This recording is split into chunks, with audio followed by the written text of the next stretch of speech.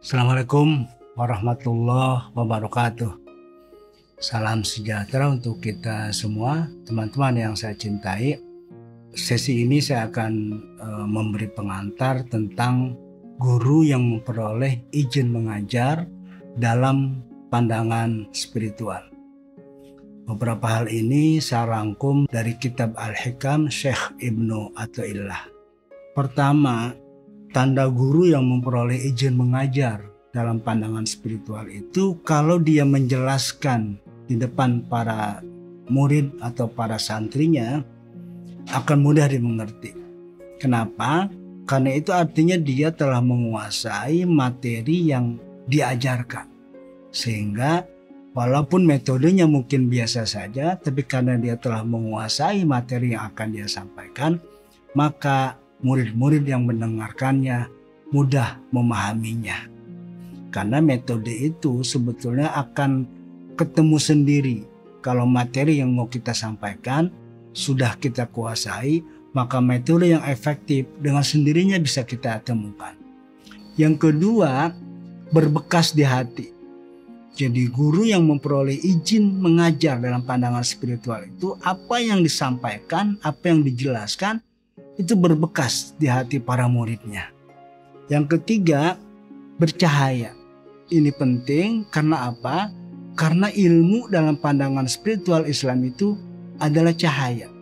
Dan cahaya itu kalau kita personifikasikan sama dengan malaikat. Karena malaikat itu adalah cahaya. Dan kita kenal malaikat itu adalah makhluk Allah yang taat, patuh, tunduk kepada perintah-perintah Allah. Karena itu orang yang memperoleh izin mengajar dalam pandangan spiritual, dia meyakini bahwa ilmu itu cahaya dan akan dibantu oleh cahaya Allah, yaitu para malaikat. Karena itu sampai ke hati murid-murid yang mendengarkannya juga bercahaya. Teman-teman yang saya cintai. Lalu apa yang termasuk kualifikasi guru yang memperoleh izin mengajar dalam pandangan spiritual? Syekh Ibnu Athaillah paling tidak mencatat 5 hal. Yang pertama adalah guru itu harus ikhlas. Kita kenal ikhlas itu begitu rahasia sehingga yang tahu hanya yang bersangkutan dengan Allah semata. Bahkan dalam satu hadis qudsi pernah Rasulullah ditanya oleh para sahabat, "Ya Rasulullah, ma huwal ikhlas?" Rupanya Rasul tidak bisa langsung menjawab. Lalu Rasul bertanya kepada Jibril, "Ya Jibril, ma huwal ikhlas?"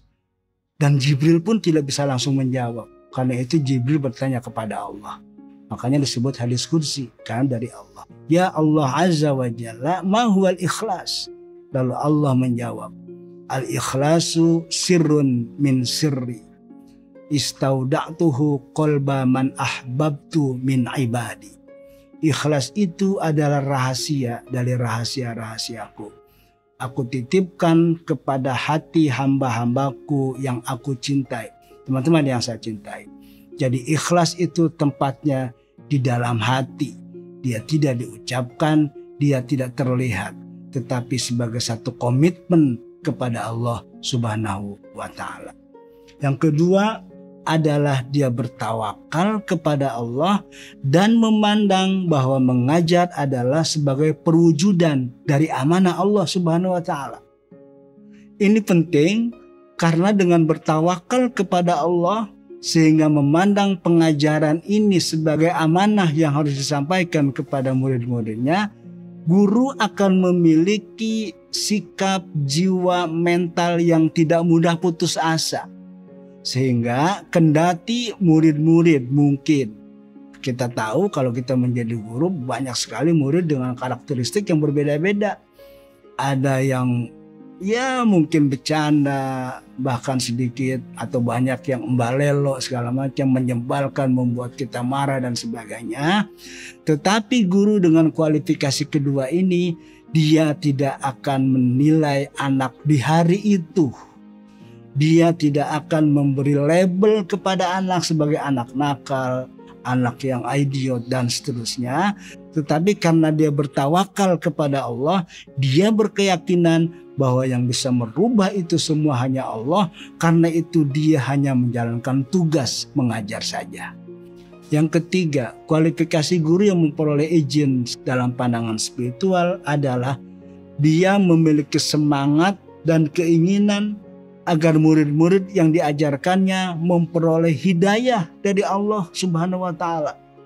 Karena tadi perubahan dari baik menjadi lebih baik, bahkan dari buruk menjadi baik, itu karena adanya hidayah. Karena itu guru yang memperoleh izin dalam pandangan spiritual, dia memiliki kualifikasi, semangat, keinginan agar anak-anak yang diajarkannya itu memperoleh hidayah dari Allah Subhanahu wa Ta'ala.